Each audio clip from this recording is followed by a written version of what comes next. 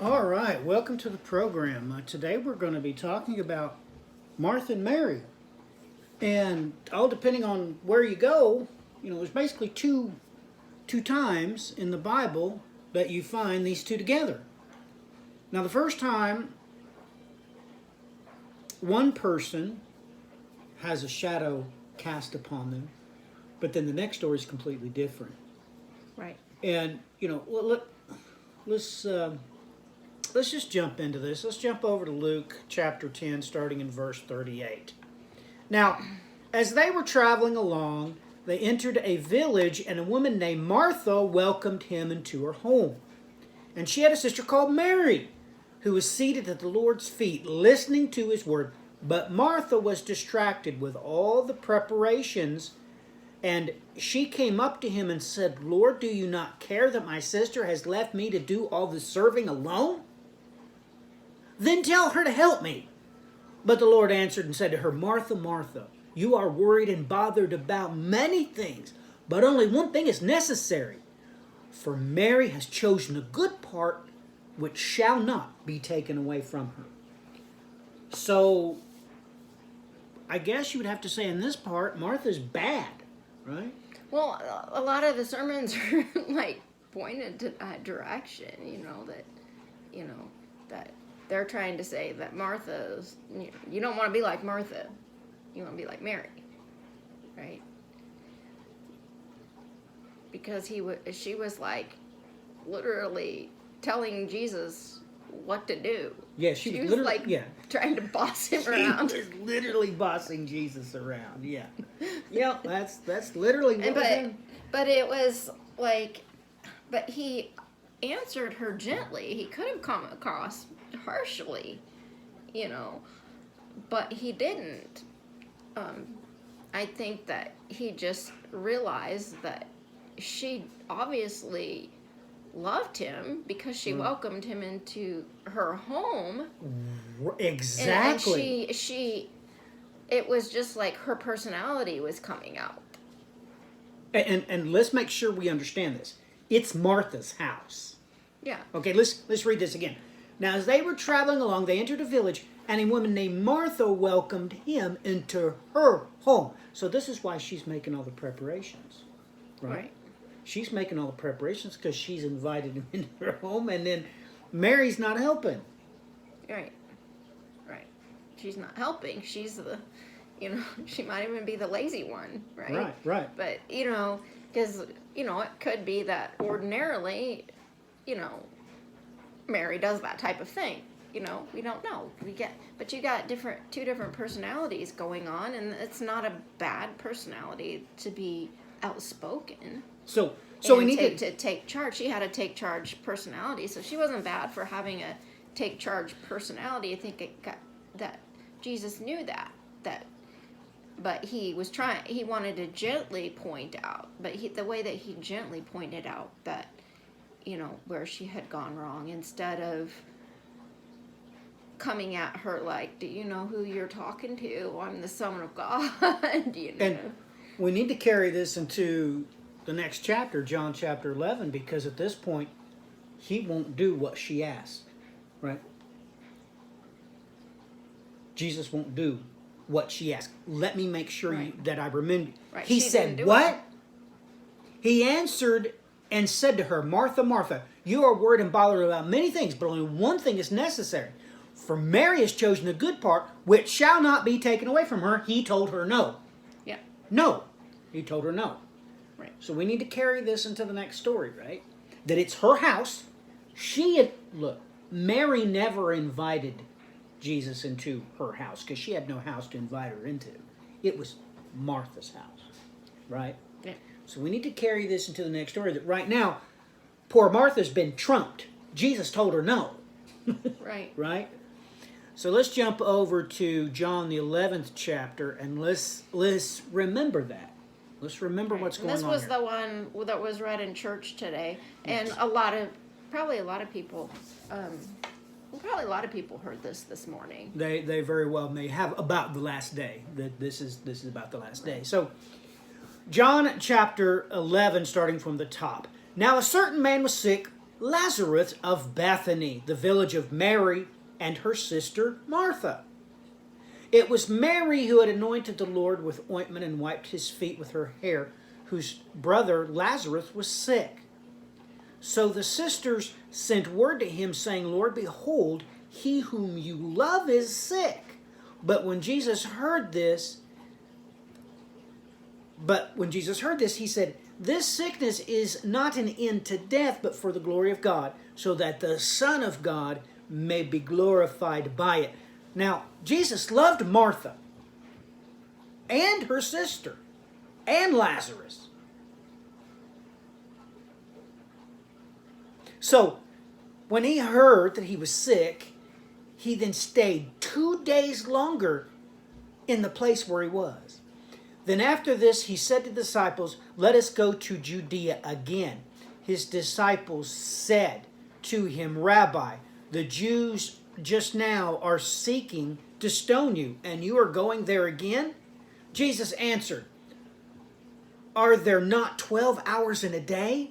If anyone walks in the day, he does not stumble, because he sees the light of this world. But if anyone walks in the night, he stumbles, because the light is not in him. This he said, and after that he said to them, our friend Lazarus has fallen asleep. I go so that I may awake him out of sleep.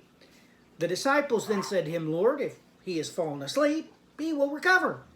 Now Jesus had spoken of his death, but they thought that he was speaking of literal sleep. So Jesus then said to them plainly, Lazarus is dead, and I am glad for your sakes that I was not there, so that you may believe, but let us go to him. Therefore Thomas, who is called Didymus, said to his fellow disciples, let us go so that we may die with him. So when Jesus came, he found that he had already been in the tomb 4 days. Now Bethany was near Jerusalem, about 2 miles off, and many of the Jews had come to Martha and Mary to console them concerning their brother. Martha, therefore, when she had heard that Jesus was coming, went out to meet him, but Mary stayed at the house. Martha then said to Jesus, Lord, if you had been here, my brother would not have died. Even now, I know that whatever you ask of God, God will give you. Jesus said to her, your brother will rise again. Martha said to him, I know that he will rise again in the resurrection on the last day. Jesus said to her, I am the resurrection and the life, and he who believes in me, even if he dies, and anyone who lives and believes in me will never die. Do you believe this? She said to him, yes, Lord, I have believed that you are the Christ, the Son of God, even he who comes into the world. Boy, everything's just went topsy-turvy, right? Right. Because he's kind of doing what she says now. In a way. And you would have But he thought... he was already going to do it. But you would have thought that she would have thought there was no hope, because Jesus always tells me no, right? But that wasn't... I really don't think that was the way it was with them. I mean, that's what I mean. I think that everybody says that the first one was where Jesus put her in her place, but I don't really think that that's how it worked. I mean, I don't really think that that's how they work together. I think that she was outspoken, he knew it, and he knew that she could take it. Usually, like, if you're an outspoken person, you better be ready to take what you're dishing out, you know. I mean, and that's how I know I've always known the difference between a truly outspoken person and somebody who's just rude. Because somebody who's just being rude, they can't take it. They can't take it when it's returned to them. But if the person is outspoken and somebody speaks to them the way that they're speaking to others, if they're not offended by it, that usually means that they're truly an outspoken person. And I really think that she wasn't offended by him saying It won't no be taken to away. her. You're right, Yeah. it won't be taken. And one thing's for sure. Boy, Mary loved house sitting, didn't she? Okay, let's be honest, okay? Let's be honest. Where was Mary when Jesus was first met? She was in the house. Martha had seen Jesus out and about and said, hey. Yeah, she was, well, it says earlier in this passage that she was the one who wiped Jesus' feet with her hair. And where did that happen at? In the house. Yeah, that wasn't that some other guy's house, though? That was some other guy's house. Still, it was in the house. You could say at this Yeah, point, Mary never goes outside the house. Martha was the one who was out and about. Exactly. She was the one that was out and about. Mary wasn't, but because, I can kind of understand a little bit why Mary stayed behind. I mean, her feelings were hurt. Jesus hurt her feelings because she was hurt because he didn't come and heal her brother. So she was hurt. But she wasn't gonna say anything. She just didn't want to. She didn't want to go talk to him. But Mary was like, "No, I'm gonna go talk to him. I'm gonna let him know how much he hurt me." And let's be honest here. What would have happened? No, really. What would have happened if Mary hadn't have did this? Mary or Martha? Or Martha. What would happen if Martha had not done this? Well, I think Jesus still would have resurrected Lazarus, but the point is that this conversation was important because it showed that this was personal. I beg to differ with And you. he didn't come. He waited. I beg to differ with you.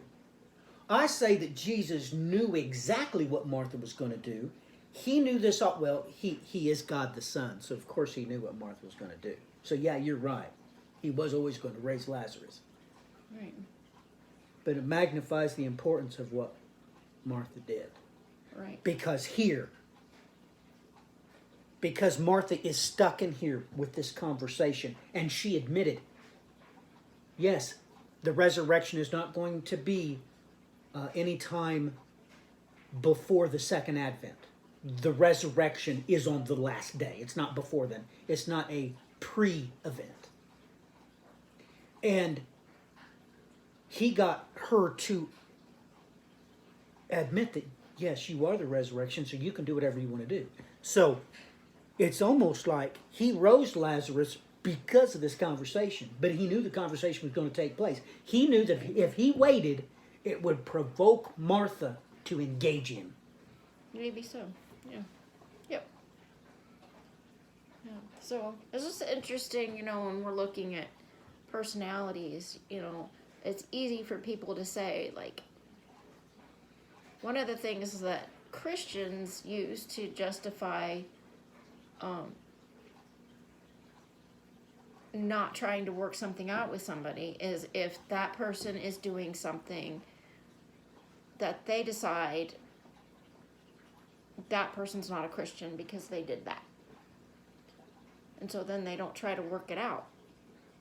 And so I think this is kind of pointing out that just because somebody's behaving in a way that rubs you the wrong way or that you don't agree with, maybe they're behaving badly even sometimes, doesn't mean that they aren't a Christian, doesn't mean that they don't love Jesus, doesn't mean that they don't believe in Jesus. Well, this is paramount to the message, don't you think? That this is what's at play here, and I've already alluded to it once.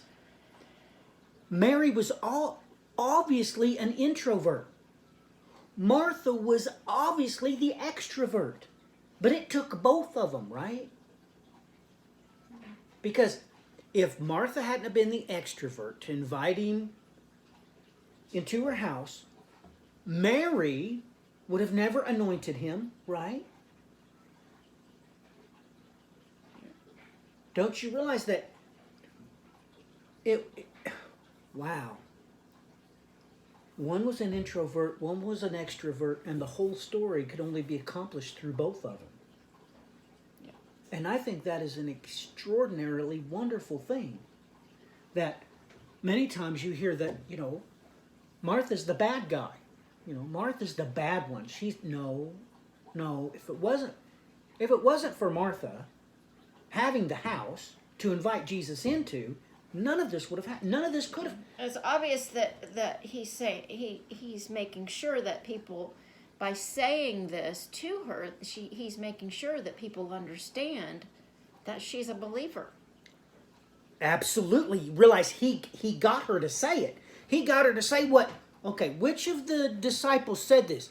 She said to him, "Yes, Lord, I have believed that you are the Christ." Not only the Messiah. That ain't good enough. She keeps going. The Son of God, even he who comes into the world. This is it. Right. And when we think about how back in that day, I mean, maybe I could be way off, but back in that day, it was extremely extremely inappropriate for her to be talking to anybody. Teacher. They called him teacher. They called him their leader. I mean, to talk to any male figure in that way, it would have been in very poor taste. Yeah, if not endangering. Yeah. Yeah, and so a lot of people say that Martha was a prostitute before. I'm not sure that I believe that.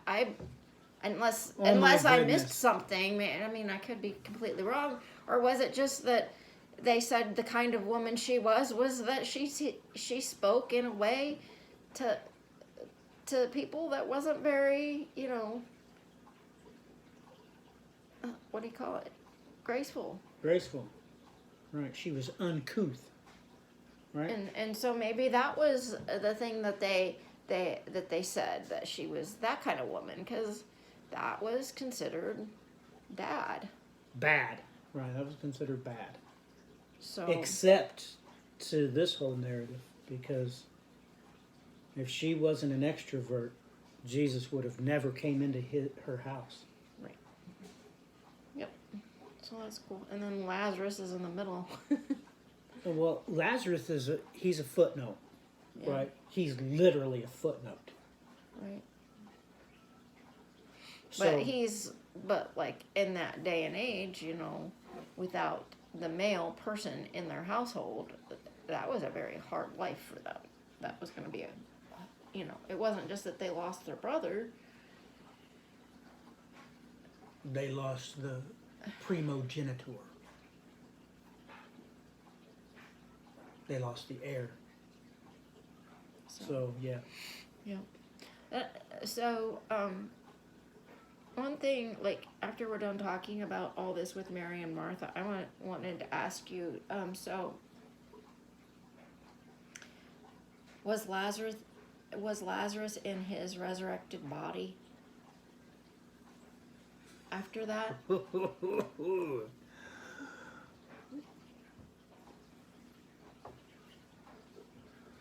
Or is that another one of those ones we're not permitted to know? Boy, you ask a $144,000 question. This is one of the times when I have to tell you, I have to put you in your place. Some things are above our pay grade, and we're not permitted to know.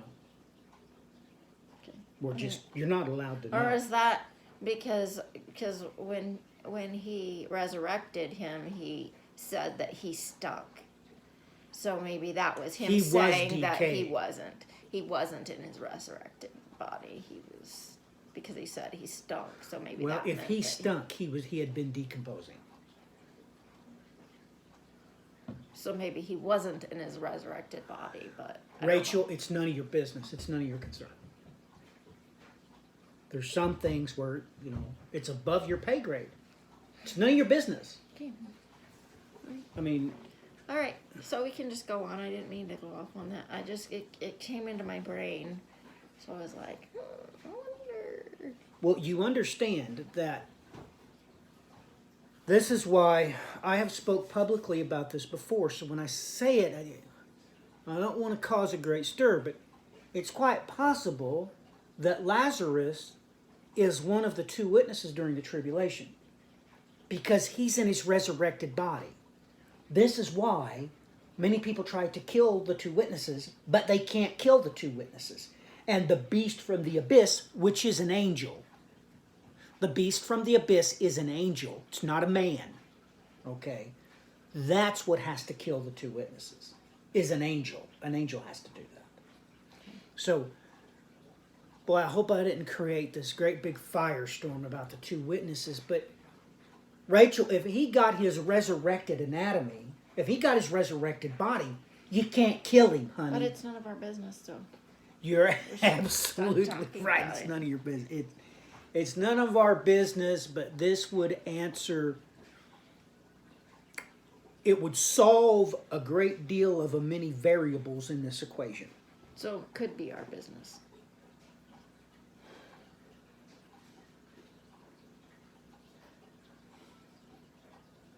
That may very well be why it's out in the open. You know? I mean, and once again, Rachel, look, I've already said it, but I don't think you understood what I was fully saying. Okay? This is why he had the conversation with Mary. Do I need to read it again? Mary or Martha? Martha. Martha. Sorry. You can't be Martha. getting them mixed up. That's Martha. Martha. Okay. that sounds like Brady Bunch. Marsh. It does. Oh my goodness, you made me lose my place. Okay. Jesus said to her, "Your brother will rise again." Martha said to him, "I know that he will rise again at the resurrection on the last day." Take a deep breath, Rachel. The resurrection is what this entertainment industry calls the rapture. You get your anastasis anatomy. That's the Greek. In the Greek, it doesn't say resurrection. In the Greek, it says anastasis. That's when we get our anastasis anatomy, as per 1 Corinthians chapter 15. This is what he's talking about. And she's like, well, I know that he will receive his anastasis anatomy on the last day when you come back and crash everybody's party and set up your millennial kingdom. Jesus said to her, "I am the resurrection and the life. He who believes in me will live, even if he dies." Honey, he is talking about the resurrection. And everyone who lives and believes in me will never die. Do you believe this? Rachel, he is saying, I have the right to hand out to any individual. He's, listen, honey, listen. Anybody on the planet, that's what he just said. Anybody on the planet. So Lazarus or Tom, Dick, or Harry, or Peter, Paul, or Mary, he's saying I can hand out their anastasis anatomy to whomever and whenever I want. That's what he's saying. Listen to it one more time. That's exactly what he tells her. He says, I am the resurrection and the life. He who believes in me will live even if he dies. And anyone who lives and believes in me will never die. Do you believe this? It's exactly what he told Martha. That's what he said. And when Jesus was really saying, do you believe this? He was asking her, do you believe that I have the right to hand out to anybody that believes in me their anastasis anatomy? And this is what she says. She says, yes, Lord, I have believed that you are the Christ. One step further, the Son of God. One step further, even he who comes into the world. Only that one she's saying. Only he has the power to provide the resurrection body. So yes, honey, I said that before. That's why Jesus waited. He was wanting Martha to confess that it was he and he alone who had the power to grant the anastasis anatomy. So yeah, that's the whole point. It's just that when I said it before, you didn't understand what I was saying. So this is saying, Martha's literally having this conversation, well, I don't want to wait. I don't want to wait till I don't want to wait till the end of the tribulation to see my brother. You are the Christ. You are the Son of God. You are even the one who has come into the world. She just admitted he is the one who comes into the world. Rachel, you receive your resurrected body at the parousia of Christ, at Christ's second coming. You know that. She just said, I admit that you have the power to give my brother his resurrected body right now if you want to, and I don't have to wait. And Jesus said, Lazarus, come forth. That's what happened. That's real. That's true. She just admitted this happens on the last day. She is saying Christ has provoked her to say the resurrection, what this entertainment generation calls the rapture. It's the resurrection. That happens on the last day when he gets back. That's the last day of the tribulation. And she just got him to say it. Yeah. There is no other. What other scripture are you going to give on Easter? Of course you're going to give this. Of course you're going to give a sermon that's titled, I am the resurrection and the life. But I mean, this is it. It's the Easter message. So what we got to read the rest of the story. Okay, so you want to go ahead and read the rest of it. And she had said this. Okay. When she had said this, she sent away and called Mary, her sister, saying secretly, the teacher is here and is calling for you. When she heard it, she got up quickly and was coming to him. Now, Jesus had not yet... Uh-oh. You lost your place. You went up. Did you go up? What did you do? I don't know. Sorry. You went up. You need to go down. 19, I need to go down. 19. Okay, all right. Now, can I? No, I can't. It's interesting. Okay, sorry. Well, maybe we should just get the actual... No, I got it. Okay, I got it. And when she had said this, she went away and called Mary, her sister, saying secretly, the teacher is here and is calling for you. And when she heard it, she got up quickly and was coming to him. Now Jesus had not yet come into the village, but was still in the place where Martha had met him. Then the Jews who were with her in the house and consoling her, when they saw that Mary got up quickly and went out, they followed her, supposing that she was going to the tomb to weep there. Therefore, when Mary came where Jesus was, she saw him and fell at his feet, saying to him, Lord, if you had been here, my brother would not have died. When Jesus therefore saw her weeping, and the Jews who came with her also weeping, he was deeply moved in the spirit and troubled, and he said, where have you laid him? They said to him, Lord, come and see. Jesus wept. So the Jews were saying, see how he loved him. But some of them said, could not this man who opened the eyes of the blind have kept this man also from dying? So Jesus, again being deeply moved within, came to the tomb. Now, it was a cave, and a stone was laying against it. Jesus said, "Remove the stone."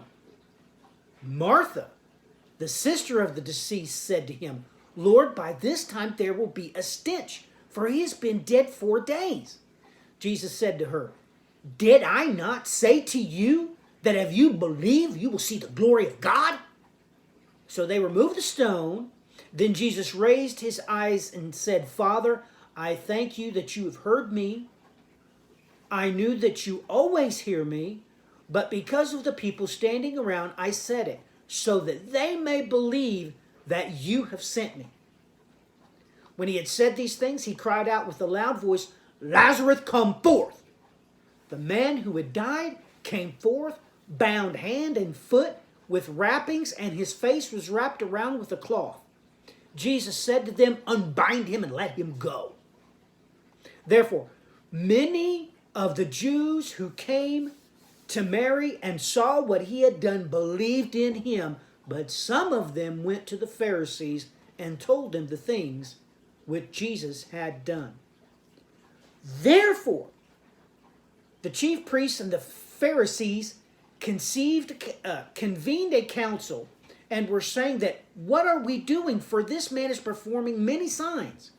If we let him go like this, all men will believe in him, and the Romans will come and take away both our place and our nation." But one of them, Caiaphas, who was high priest that year, said to them, "You know nothing at all, nor do you take into account that is expedient that for you that one man might die for the people, and the whole nation not perish." Now, he did not say this on his own initiative, but being high priest that year, he prophesied that Jesus was going to die for the nation, and not for the nation only, but in order that he might also gather together into one the children of God who are scattered abroad. So from that day on, they planned together to kill him. Therefore, Jesus no longer continued to walk publicly among the Jews, but went away from there to the country near the wilderness and to the city called Ephraim. And there he stayed with his disciples. Now the Passover of the Jews was near, and many went up to Jerusalem out of the country before the Passover to purify themselves. So they were seeking for Jesus and were saying to one another as they stood in the temple, "What do you think? That he will come up to the feast at all?" Now the chief priest and the Pharisee had given orders that if anyone knew where he was to report it, so they might seize him. So it is this resurrection that got him killed. Because Martha said this spill, once this was leaked into creation, you realize Martha's the one that leaked it into creation. You are the Christ. You are the Son of God. You are even he who has come into the world. You have the power of the resurrection. From that very moment, Christ was doomed. That's why, as I plainly read to you, that's why they killed him. But he wasn't really doomed because they couldn't kill him. Because why? He is the resurrection. resurrection. Yeah, he is the resurrection. He is the resurrection. You can't kill him because, that's who he is. He is the resurrection. That's so right. You can try it, but not gonna work. It's not going to work. But remember, this is all magnified off of Martha's, Martha knew exactly what to say. She knew exactly what to say. Verse 24, Martha said to him, "I know that he will rise again in the resurrection." When, Rachel? When does it say? Not the resurrection, the resurrection. Resurrection on the which day? On the last day. The last day.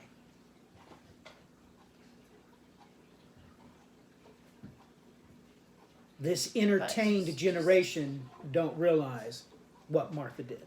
But it was Jesus's last day in that before, his last public day. Last public days, yes. It says plainly that from that point he went and hid in Ephraim. So literally, you could say that's what he's doing right now, right? Yep. So literally, if you scroll down here real quick and get to that word there from Ephraim, it's probably pretty important, don't you think?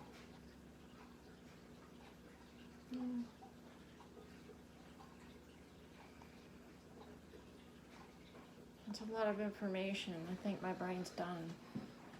Anyway, for anybody who wants to look it up, it's in the Strong's Concordance. It's G2187.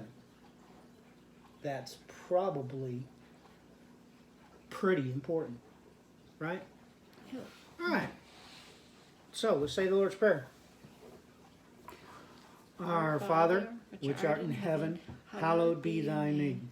Thy kingdom come, your will be done, on earth as it is in heaven. Give us this day our daily bread, and forgive us our trespasses, as we forgive those who've trespassed against us. And lead us not into temptation, but deliver us from evil. For thine is the kingdom, and the power, and the glory forever. Amen. Till next time, God bless. Godspeed.